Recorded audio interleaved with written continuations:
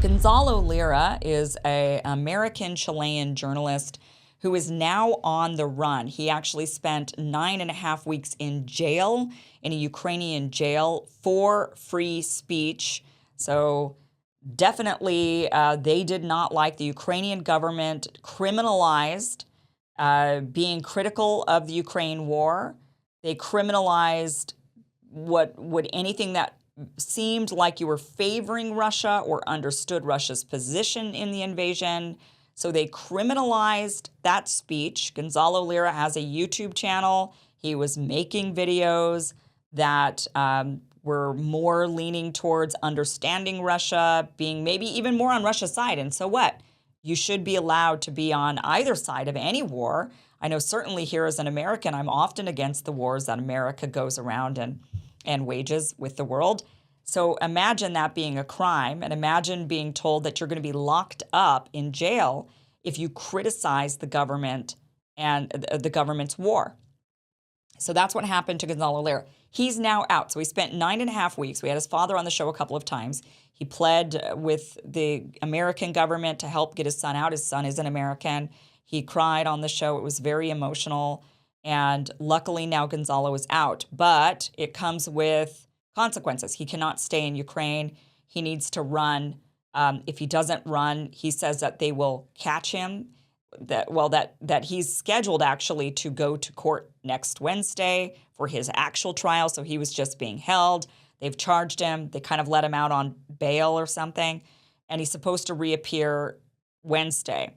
He says that if he goes to court, he has been told with no uncertain terms that he will be convicted, that he will be held, that he will be found guilty, and that the sentence is 5 to 8 years in jail. Because of that, Gonzalo Lira decided to run, and he's now on his way to Hungary. He's seeking asylum there. He might actually be there as we speak right now, unless he said the Kiev regime, he says, I'm either going to cross the border and make it to Hungary, or I'm going to get caught by the Kiev regime, and I'm going to be going to a labor camp is essentially where they would send him if he's convicted or when he is convicted. So he did a series of tweets. He also did a series of videos. You can watch the full videos on his YouTube channel. We do have some clips for you, but let's start off with some of his tweets. He says, right now, this was yesterday that he put these out there. He says, right now, I'm about to try to get out of Ukraine and seek political asylum in Hungary. Either I'll cross the border and make it to safety, or I'll be disappeared by the Kiev regime. This is what happened to me over the past 3 months. He says, on May 1st, I was arrested for my YouTube videos. The photos of my arrest are pretty funny. Morning bedhead made me look like a character out of Dr. Seuss. My crime was making videos critical of the West and their proxy regime in Kiev and how they are destroying Ukraine. Attached to these tweets is the full indictment against me, both the original Ukrainian and English translation. As you can see, even the prosecutor admits I committed no crime against property or any person, and I certainly provided no aid or intelligence to the Russians. It says, my indictment explicitly states that all I did was discuss publicly known facts about the war, the epitome of free speech in a democracy. But Zelensky's Ukraine is no democracy. It is a thieving, corrupt, murderous gangster regime pretending to be a polite Western democracy. And he goes and he shows the various different indictment forms that you can read if you go onto his Twitter account, which is Gonzalo Lira 1968. He then says, once arrested, I was given documentation assuring me that I was guaranteed the right to contact my lawyers and loved ones as well as post bail. In fact, I was blocked from calling anyone, even my lawyers, and I was not permitted to post bail, though I had the cash to do so. In other words, the formalities were carried out scrupulously while judicial and ethical grotesqueries ruled. That's Zelensky's Ukraine. That's what his thuggish regime cares about, the perception of democracy and the rule of law so as to mask the sordid, corrupt reality. And he says that's why they relentlessly persecute anyone who tells the truth about this war. I'm not the only so-called propagandist the Kiev regime has thrown in prison. It's also why they shoot any AFU soldier who dares retreat. That's why the AFU losses are so horrific but hidden. As you can see by the indictment, the video I made that really chapped their ass was, quote, Ukraine, a primer, which gives a historical background to the conflict, where I state outright that this invasion wasn't out of the blue, that indeed it was provoked by the Kiev regime. So he was released. He says in his video that he was released July 6th, that he spent 9.5 weeks in the prison. He was released July 6th, and he's now realizing there's no way he's going to win in court, and he's supposed to appear in court next week. So he is on the run and seeking asylum in Hungary. Let's go ahead and play some of the video clips that he posted. These are just little snippets of it, and he's posted about 45 minutes worth of video on his YouTube channel that you can go and watch if you would like. But this is the first one. He talks about being jailed for free speech. These are the options that I have. Since I know I'm going to be found guilty and I will be sent to a prison labor camp, and because of events that happened in prison where I was extorted for a sizable amount of money, I will be sent to a prison labor camp come my court date. That's inevitable. Okay? And there won't be any suspended sentence, and there won't be any mercy, all because of my YouTube videos. I mean, I want to emphasize this, you know. In the indictment, if you read it, you will see that the prosecutor himself says that I committed no crime against any person or property, and that my crimes are literally speech crimes, saying things that the government doesn't like. Ukraine is supposed to be this big democracy, that it wants to join the European Union and because it has European values, European democratic values. What higher value does a democracy have than free speech? My case is all about free speech, and I spent 2 months and change in a maximum security prison. And by the way, when I say, okay, well, let me finish that point. I spent 2 months and change in a maximum security prison over things that I said, opinions I gave regarding publicly available information that is undisputed. This is the epitome of free speech, and yet I went to prison for it, and I will likely go 5 to 8 years to a prison labor camp where, by the way, everybody in the CISO prison, the investigative prison where I was at, none of them wanted to go to that labor camp because they all said it's a death sentence. So there he is talking about free speech. And, look, Ukraine's learning from America, right? It wants to be like America, and it's learning from America. I mean, here we are going after a former president of the United States for his speech. So why not go after a YouTuber, thinks the Ukrainians. Here he is talking about his time being tortured in the jail. Let me backtrack a little. While I was in CISO, I was extorted for a great deal of money. $70,000 to be precise. Now, how did this happen? Well, through various clues and various information that I acquired, which I intend to describe in detail in a book about the whole thing, if I live long enough to write that book. But anyway, the point is, I realized that once they arrested me on May 1st, the SBU, of course, confiscated my computers, and they got into all of my accounts, which they hadn't done before. Because what had happened was that one of the computers, I had left it in my motorcycle, and when they detained me that time, they hadn't realized that I had left it in my motorcycle, because it has these. I don't know if you can see them. It has these suckers, right? And so, in that computer,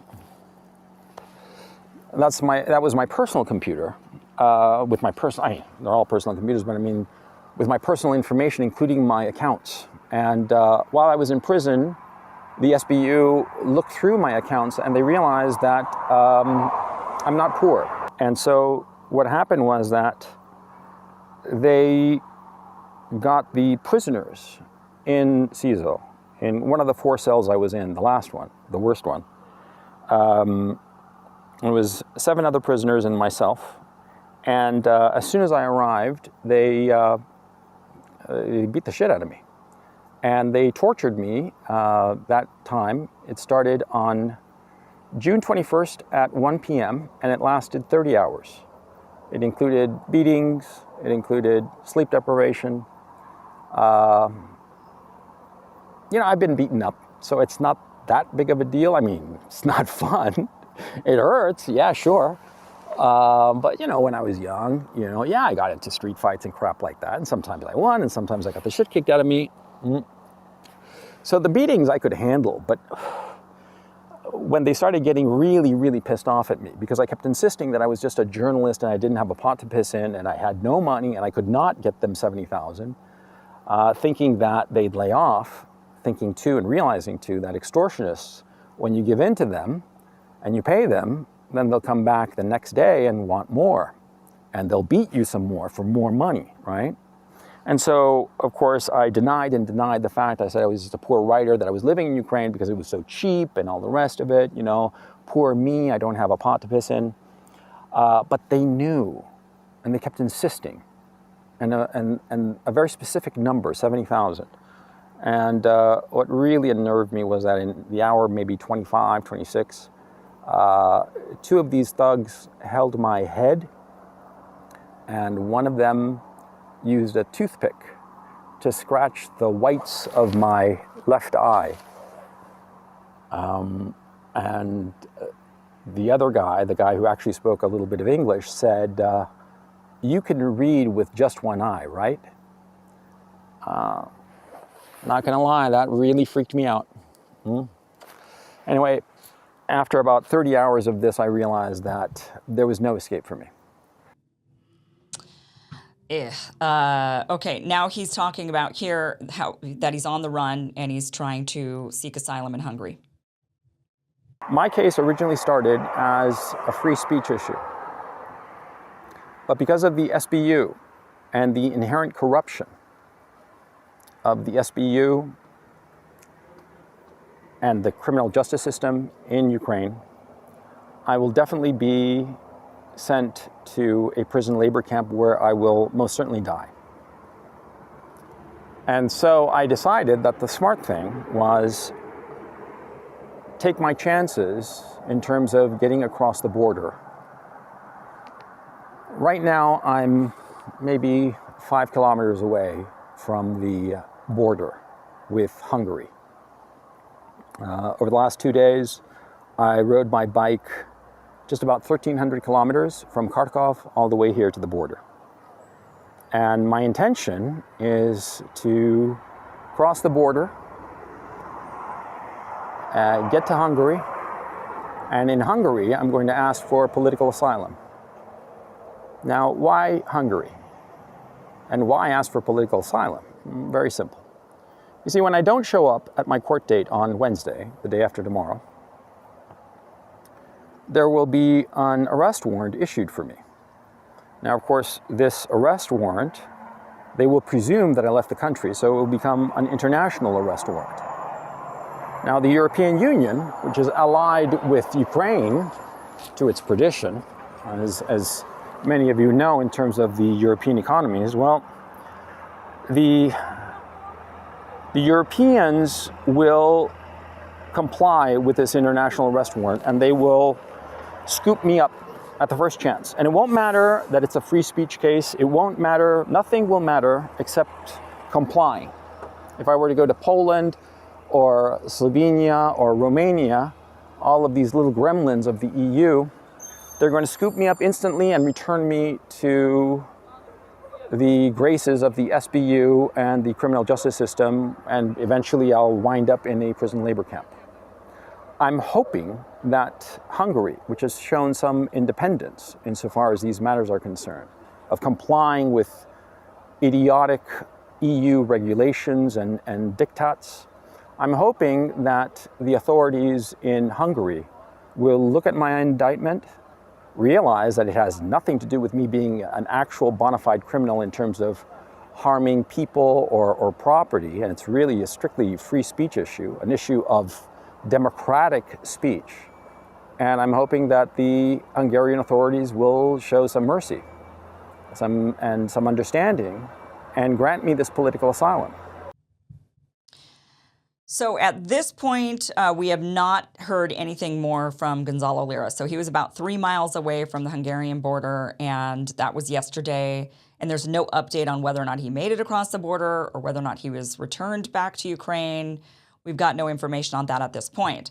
I'm curious why he chose Hungary. Hungary is actually an EU nation. They've been in the EU since 2004, so they would be part of the West. They would be part of the, they would potentially have to comply.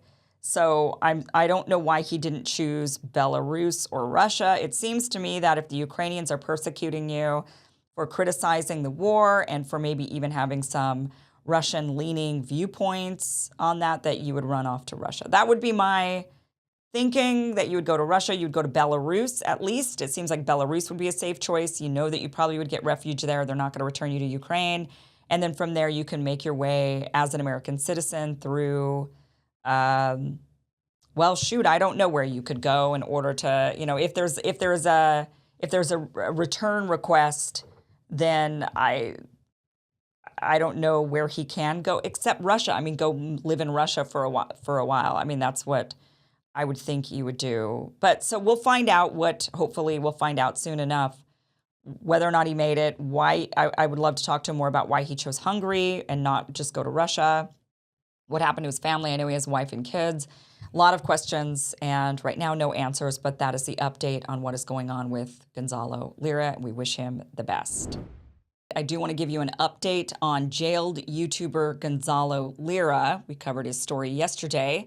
Lira was jailed and tortured in Ukraine for over 9 weeks for making videos critical of the West and NATO's role in the war in Ukraine, because Ukraine recently made it illegal to take any other stance on the war other than the approved narrative, which is very democratic of them. So after spending 9 weeks in jail, Lira was let out on July 6th and is currently set to go to trial next Wednesday, where if convicted, he's going to spend 5 to 8 years in a labor prison. And he had previously said he has a heart condition that is pretty serious and that he likely would not make it out of prison if he was in there doing hard labor for 5 to 8 years. However, yesterday we did cover that Gonzalo was making his way to the Ukrainian border in hopes of seeking asylum in Hungary. He was looking to cross it. He was about 3 miles from the border last that we heard from him, and we had no idea if he made it across or not. That's all we knew yesterday. Well, here's an update, and unfortunately, it is not great. According to geopolitical analyst Mark Sloboda, Gonzalo Lira did not make it to Hungary. He said in a tweet, quote, "I can affirm that Gonzalo Lira, wanted by the Kiev Putsch regime for the crime of criticizing it, aka as free speech, tried to escape the West-backed Kiev Putsch regime across the Ukrainian border into Hungary, where he intended to request political asylum. I can further affirm that Gonzalo Lira was stopped on the Ukrainian side of the border from crossing and has since disappeared now for more than 24 hours. That is the last that anyone has heard from him."